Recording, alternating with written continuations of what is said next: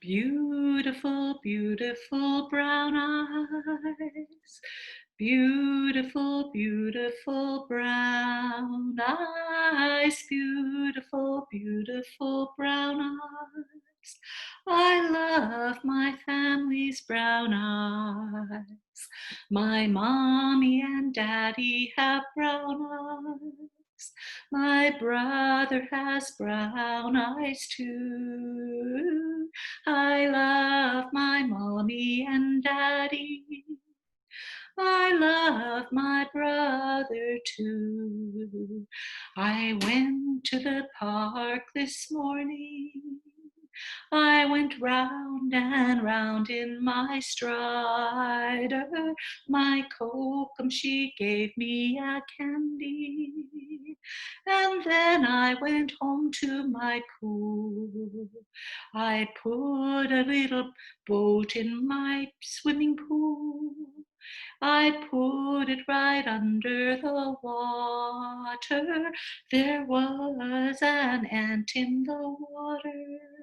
I put the ant under the water. My Kokum wasn't very happy. She said everything has a right to live, but I want to do what I want. So I didn't listen to what she said. Every morning, every afternoon at about 12 o'clock, when I'm putting my little grandson down for a little nap, he has me singing that song. And in that song, I've got to witness every single thing he did in the morning. This morning I watched a little SpongeBob and I played with my little cars. And if I miss witnessing one little thing that he did at the end of that little song, he has me remember what I missed. Oh, Coco, what about the chocolate chip cookies we made this morning? Right? It seems that he needs every single thing witnessed that he's done so that he's real, so that it's all real. So what's happening here is real and that we are functioning and living and being.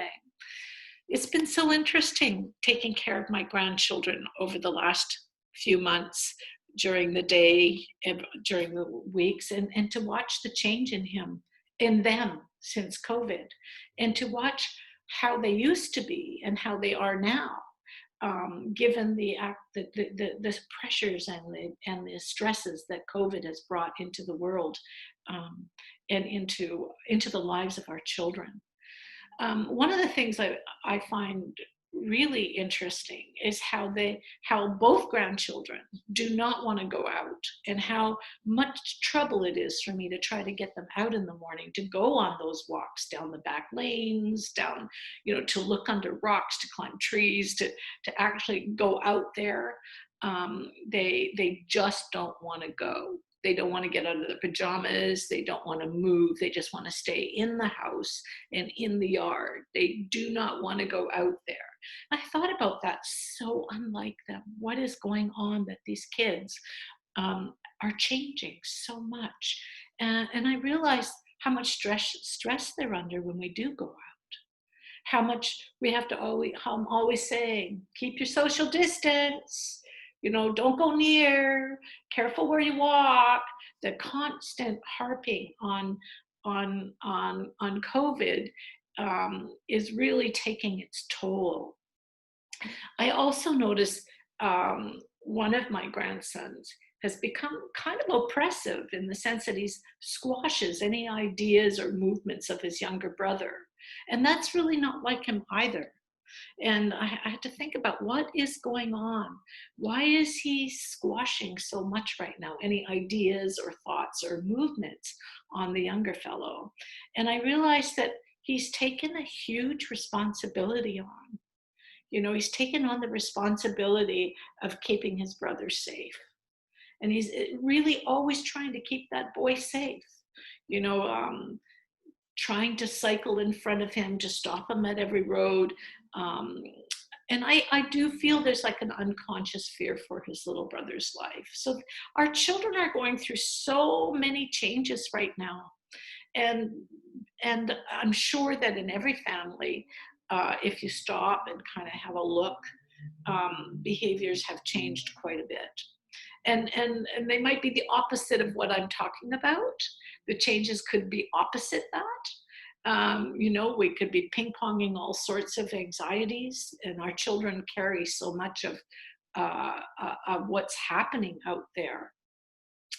And the other thing I notice with my grandsons is that, while they're still very land based, while they still want to be touching the land and growing with the land and how important water is to them. I notice that they're constantly gravitating towards water, whether it's a leaf soup that they're making, whether um, we have a small little pool in the backyard uh, that we take up and down at night. It's just a small little wading pool, plastic wading pool. But how critical that is for them to be able to be in water and active in water. Definitely the fears are high with our children, and it takes a lot of patience. I notice I'm having to have a lot of patience because of this these unusual anxiety disorders that seem to be coming up. I also notice one of my grandsons is developing little phobias, and I'm sure that hopefully these will all fall off after we get back to some kind of normal life. But it bothers his nervous system when he's having a pencil on paper or the sound of paper. When he's reading, he wants me to turn the pages and do it very quietly. So all sorts of um, tactile and just unusual behaviors um, that that we have to be very mindful of and patient of, and to try to help. He is the oldest grandchild, so I feel like he's carrying a lot of responsibility unconsciously, and certainly we do all that we can to support him through that. And to let him know that we're there here too. His brother's going to be okay, and to let his brother live and have life, right? You can't just keep squashing them. But I just know that under intergenerational genocide, and our family has a history of genocide on both sides, both from the Black experience and from the Indigenous experience, that there is this kind of quieting down, trying to oppress movement, right, to keep everything safe.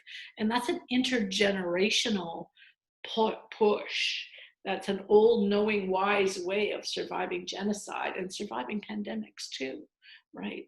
And so I know parents are struggling and children are struggling. And I just wanted us to take a moment, um, just to take a moment. As a Kokum, I need to take a moment. And as a parent, you all need to take a moment too, and to just honor our children, and the phases and the changes that they're going through during this pandemic, and to really honor them, and to not see these behaviors as bad behaviors, to understand them in a context of intergenerational genocide, especially for our Indigenous and Black children out there. And if we just could take a moment, and I don't know how your body wants to do that. For me, it's in my chest and down in my tummy, and just to really honor them and see what comes in that honoring.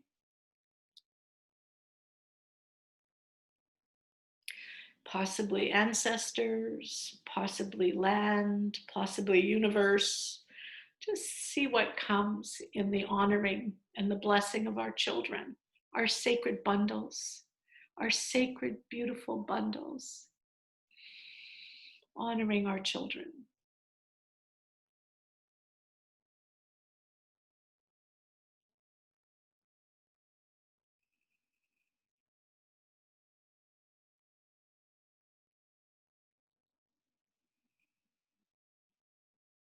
And for me, the moon and the stars and water. Big water is part of the honoring of our beautiful children who are going through so much. Please have patience and understanding and context, and know that our children's behaviors may be changing in a myriad of ways for a while as they make it through this pandemic. It is not easy for our children. It is not an easy thing. They're going through this too. Miigwech, everybody. Lots of love to you today. Bye for now.